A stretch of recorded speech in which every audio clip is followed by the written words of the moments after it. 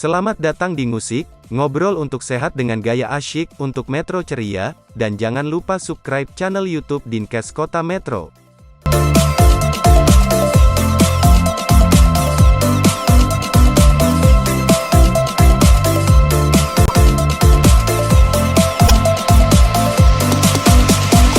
Ayo rakyat Metro bergerak bersama, semangat menjaga kebersamaan. Assalamualaikum warahmatullahi wabarakatuh. Salam sehat dan sejahtera untuk kita semua. Tabikur.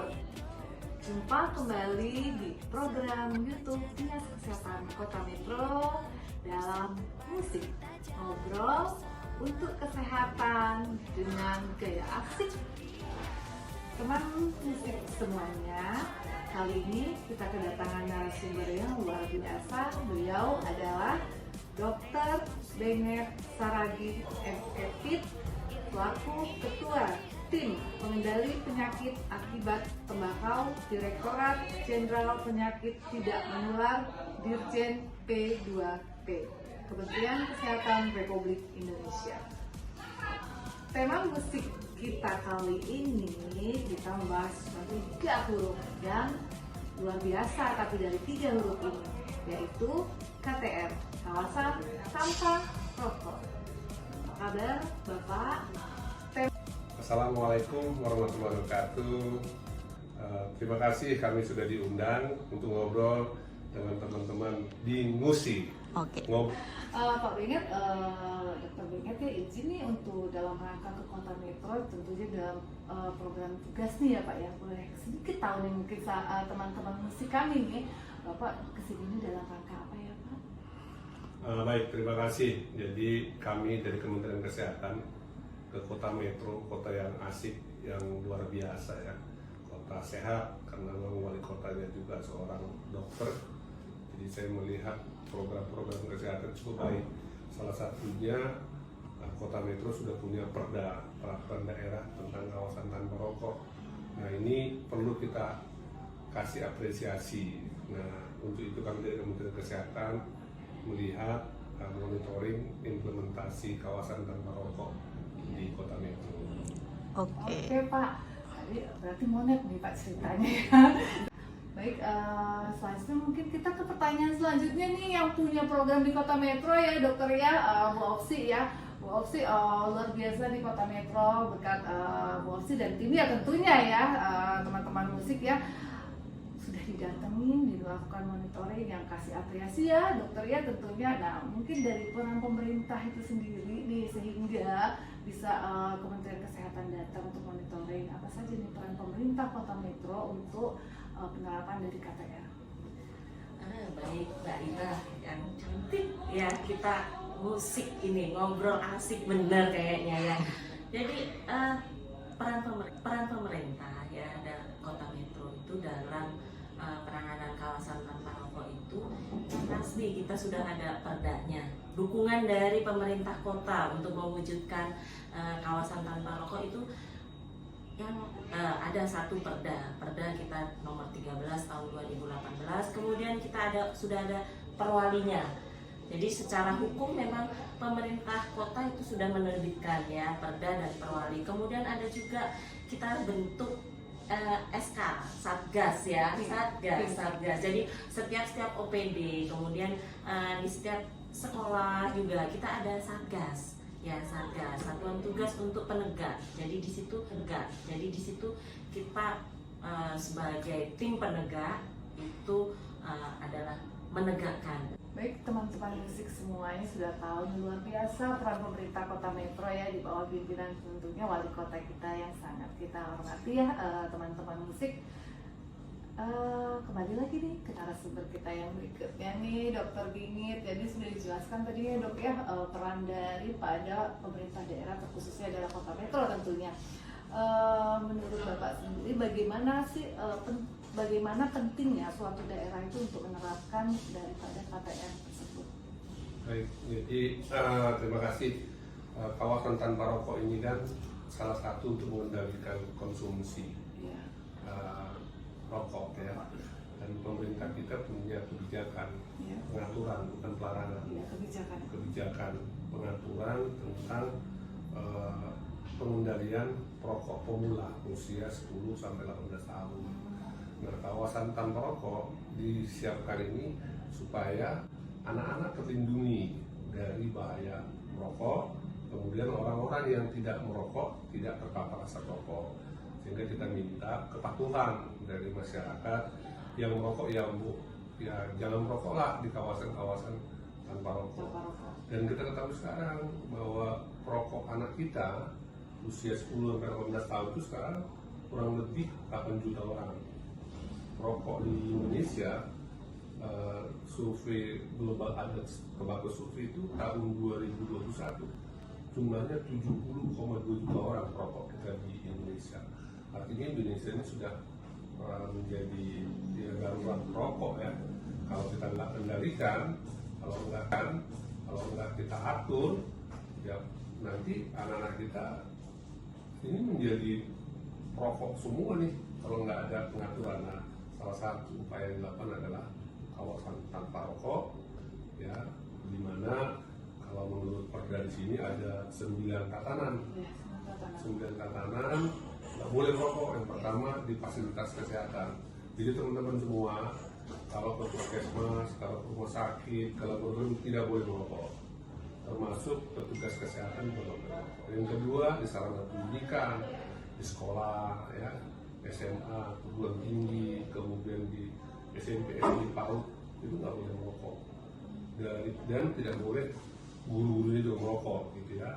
Yang kemudian tempat bermain anak, nah, kan anak kita yang kita lindungi, jangan mereka nanti melihat, mencontoh, kan anak-anak suka mencontoh. Yang kedua di sarana pendidikan, di sekolah, ya, SMA, perguruan tinggi, kemudian di SMP, SD, PAUD itu nggak boleh merokok. Dan tidak boleh guru-guru itu merokok, gitu ya. Yang kemudian tempat bermain anak, nah, kan anak kita yang kita lindungi, jangan mereka nanti melihat, mencontoh, kan anak-anak suka mencontoh. Dan hasil survei GTS tahun 2009 Global Adult Tobacco Survey tahun 2019 yang dilaksanakan oleh CDC Atlanta itu bahwa 65% anak-anak terpapar asap rokok di rumah, di tempat-tempat umum.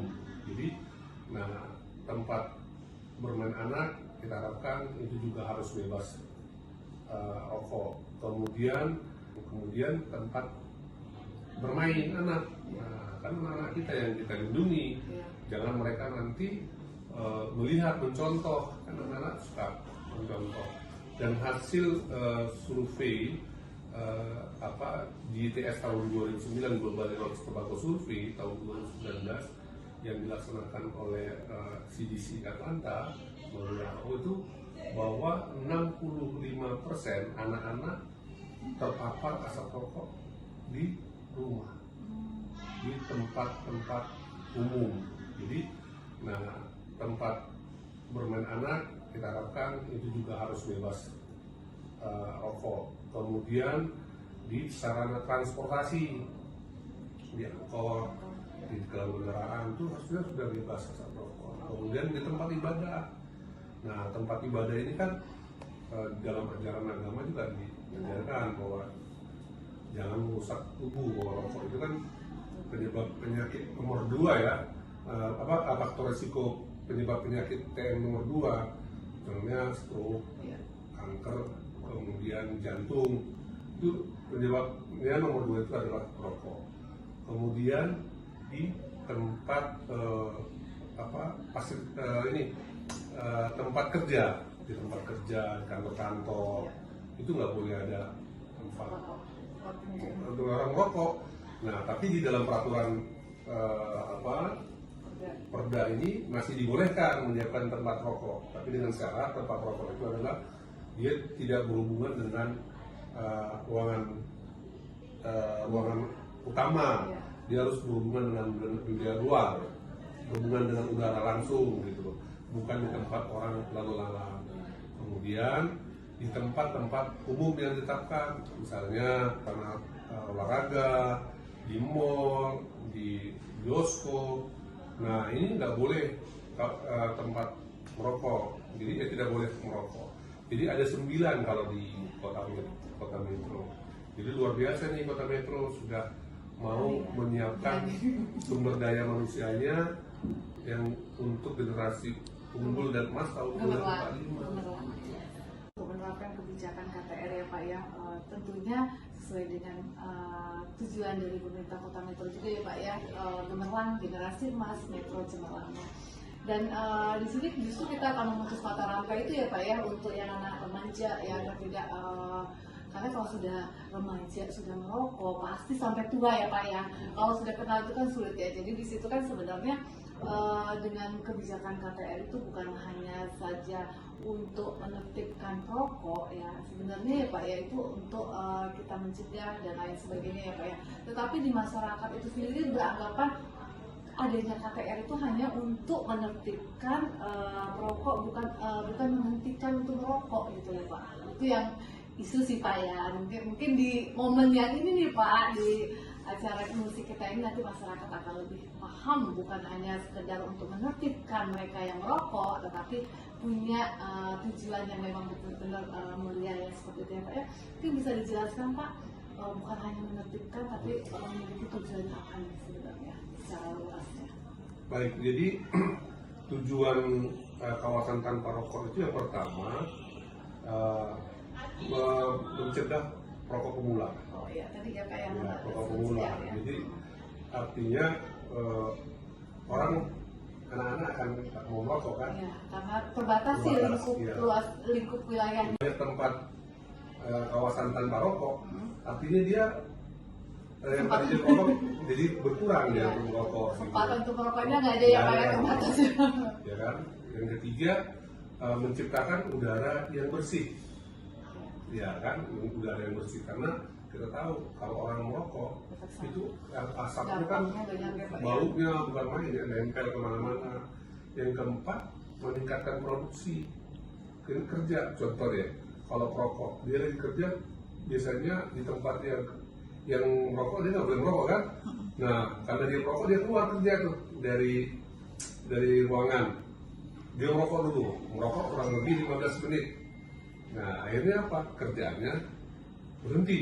Iya. Nah berapa kali dia merokok? Sampai 5 kali, 15 kali. Nggak produktif juga kan ya.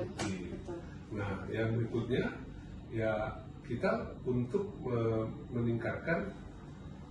menurunkan kesakitan dan kematian akibat rokok. Itu tujuan dari kawasan tanpa. Jadi sebenarnya bukan untuk menertibkan ya Pak ya, banyak sekali tujuannya. Baik, teman-teman musik sudah luar biasa ini ya, dengan narasumber yang tentunya luar biasa juga, Masya Allah ya. Banyak pengetahuan yang kita dapat nih untuk teman-teman musik semuanya. Tadi sudah cukup jelas sekali apa nih peran dari kebijakan KTR itu, tujuannya sangat luas sekali ya, sangat banyak sekali ya. Intinya juga untuk menurunkan angka kesakitan dan kematian akibat merokok tentunya. Baik Pak, tadi negara kita ini hanya mengatur ya, tidak melarang ya Pak ya. Jadi mengatur untuk tidak merokok ya. Beda dengan mungkin negara-negara lain yang memang sudah jelas untuk melarang.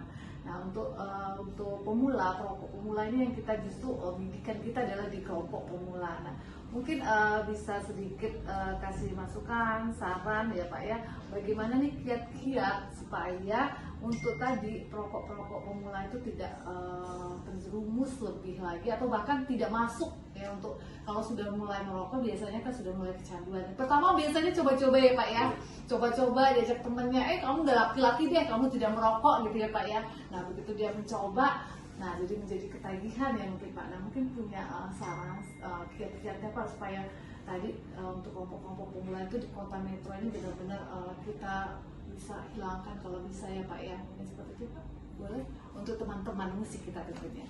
Baik, jadi memang target industri rokok kan rokok pemula, anak-anak ya.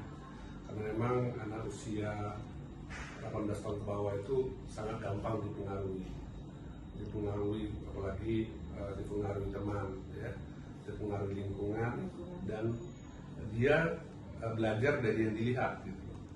Nah jadi Jadi buat anak-anak muda, anak-anak remaja supaya jangan terjerumus dengan dengan rokok. Yang pertama, kamu pastikan bahwa rokok itu berbahaya bagi kesehatan. Ada orang badannya kulitnya putih, ganteng, tapi paru-parunya sudah rusak gitu. Nah itu nggak baik ya. Itu camkan aja bahwa rokok itu berbahaya. Sudah berdasarkan hasil penelitian, ada zat-zat kimia, bahan yang bersifat karsigenik dalam rokok itu. Yang pertama, jadi harus tahu bahwa rokok itu berbahaya. Yang kedua, yang dilakukan oleh ini, jangan mau terpengaruh dengan rayuan iklan rokok. Jangan mau tidak menjanjikan baik. Ya, tolak secara cerdik ya, secara cerdik bahwa rokok itu berbahaya, iklan rokok itu berbahaya gitu ya. Jangan mau. Kalau ada yang mengasih gratis gitu ya, tolak saja. Nanti kamu aja menjadi, kamu coba sekali, kamu akan terus, dan kamu merusak tubuh kamu sendiri, membakar uang, sementara kamu kan belum kerja, belum apa, dan itu akan merugikan kamu juga. Dan rokok itu juga pintu awal masuk untuk mencoba narkotika. Narkoba di Amerika itu banyak anak-anak muda jatuh menjadi korban kokain, narkoba itu karena merokok awalnya. Dan sekarang ada rokok elektrik ya. Kalau rokok elektrik itu vape ya, banyak sekali anak-anak tuh menggunakan, keren dengan rokok elektrik. Rokok elektrik itu adalah tidak sama dengan rokok konvensional. Itu salah.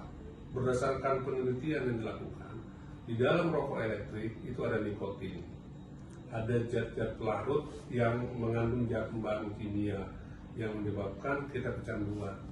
Jadi stop deh, jangan mau menggunakan rokok elektrik. Nah yang terakhir, kamu supaya kamu berhenti merokok, kalau ada teman kamu merokok, kamu jauhi, jangan mau bergaul sama mereka. Bergaullah dengan teman-teman sebaya yang tidak merokok. Kalau kamu sendiri yang tidak merokok, ketemu sama orang yang merokok, kamu mengikut kamu. Jadi itu pastikan kamu kalau tidak merokok, nanti kamu akan menjadi generasi yang pintar, kuat, cerdas, bukan generasi cemas. Produktif jelas. Produktif. Kalau cemas kan mau jadi apa gitu, ya kan? Artinya kamu akan menjadi usia 50-40 tahun menjadi orang yang sakit-sakitan. Gitu. Pastikan bahwa rokok itu tidak baik buat kesehatan.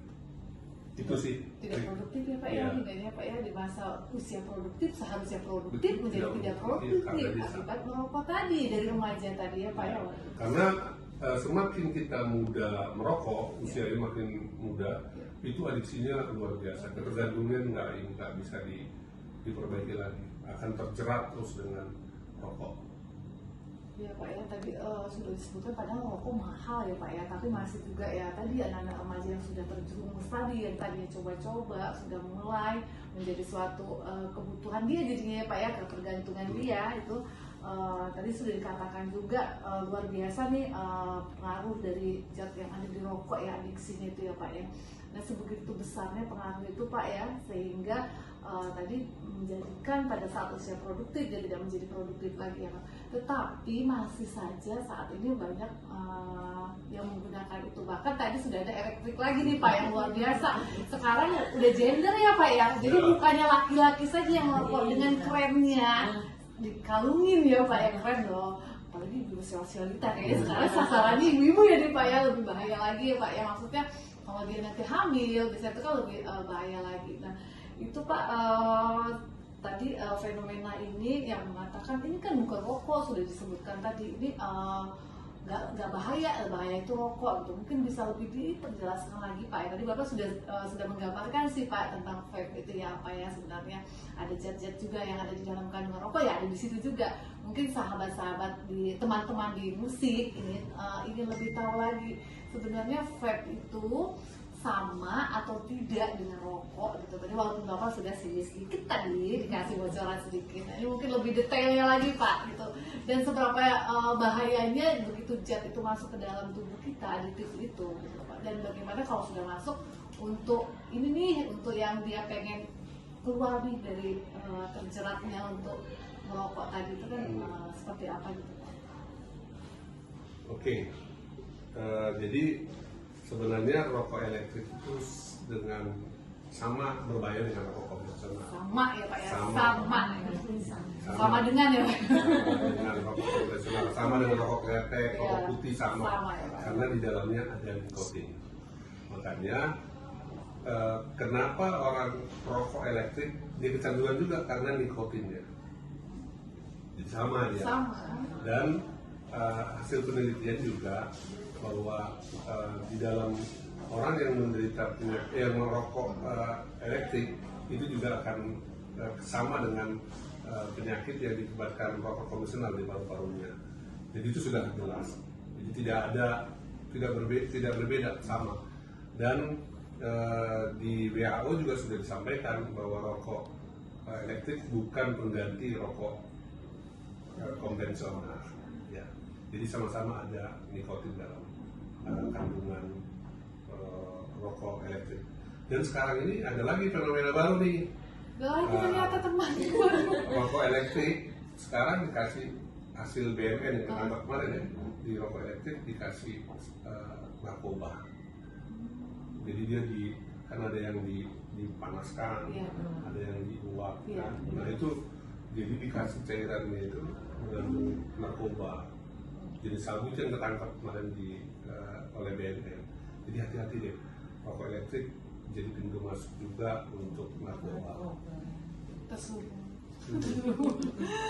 Baik teman-teman musik, luar biasa. Perlu kita pahamin tadi ya, rokok elektrik atau vape yang lagi kekinian sama dengan rokok, justru akan lebih bahaya lagi karena di dalamnya tadi kemarin ya baru ditemukan juga ada zat-zat yang narkoba ya. Jadi itu pintu masuk untuk kita lebih terjerumus lagi ya.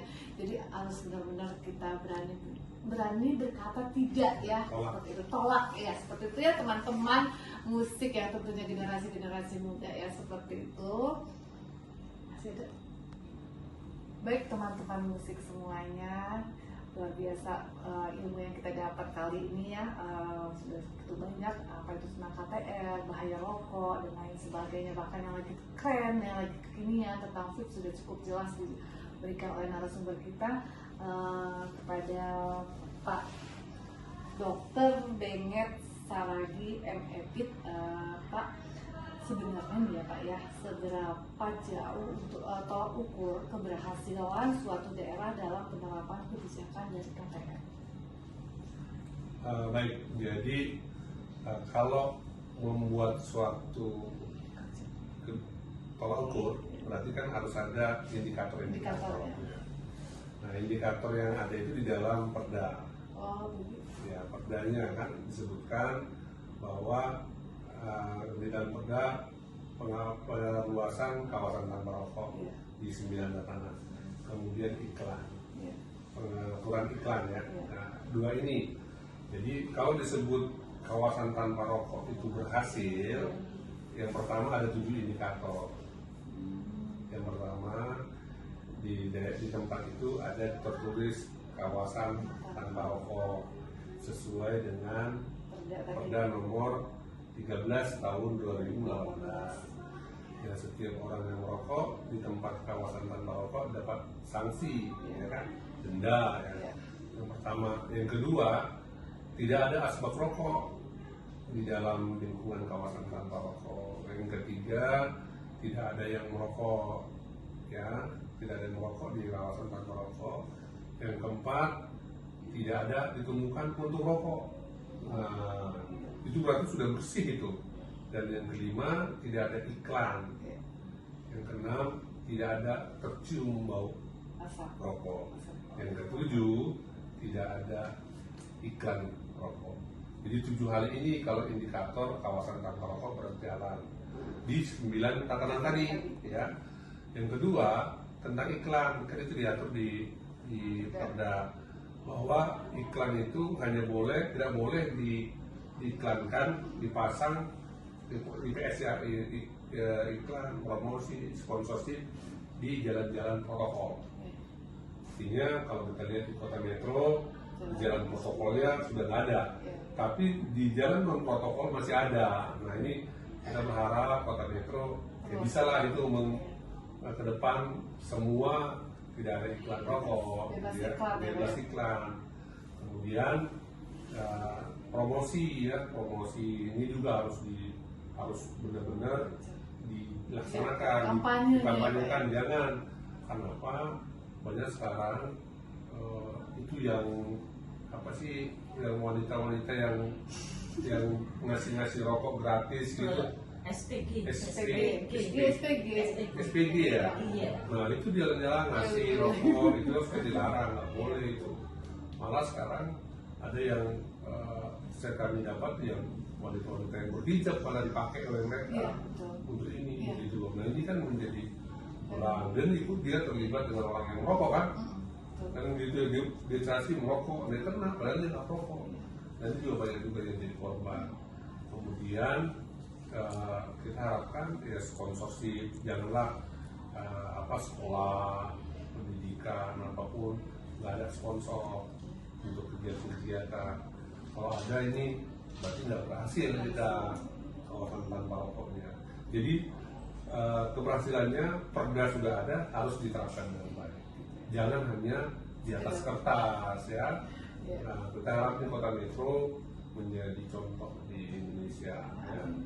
Karena memang perlu kita sampaikan nih kepada anak-anak muda yang ada di kota metro, kalian harus berbangga bahwa kota metro ditunjuk menjadi pilot project untuk dashboard MONET KTR. Artinya nanti siapa saja masyarakat di kota metro itu bisa melaporkan melalui aplikasi monitoring KTR.